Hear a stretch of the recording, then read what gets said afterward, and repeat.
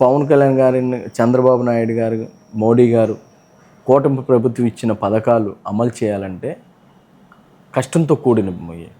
ఉచిత gas cylinder కానీ, అమ్మకి తల్లికి వందనం కానివ్వండి, ఎన్నో సూపర్ సిక్స్లో ఇచ్చారు. ఇవన్నీ కూడా కష్టమైన పనులే. ఇవన్నీ కూడా ఒక్కొక్కటి చేస్తూ ఉన్నారు. ఇప్పుడు ఇంతకుముందు రైతుకి ధాన్యం కొంటే సంవత్సరం 2 సంవత్సరాలు పట్టేది డబ్బులు వచ్చేది. ఇవాళ 24 గంటలు అవ్వకుండానే వాళ్ళ అకౌంట్లో అమౌంట్ పడుతున్నాయి. అట్లాగే ఉచిత గ్యాస్ సిలిండర్ ఇచ్చారు.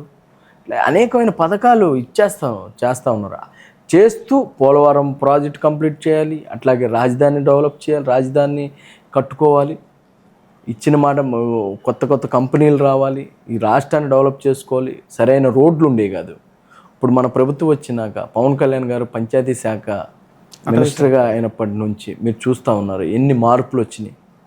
అసలుకి మన రాజకీయ చరిత్రలో అలాంటి ఎంతోమంది మినిస్టర్లు ఉన్నారు. అలా చేసిన వాళ్ళు ఎవరున్నారు?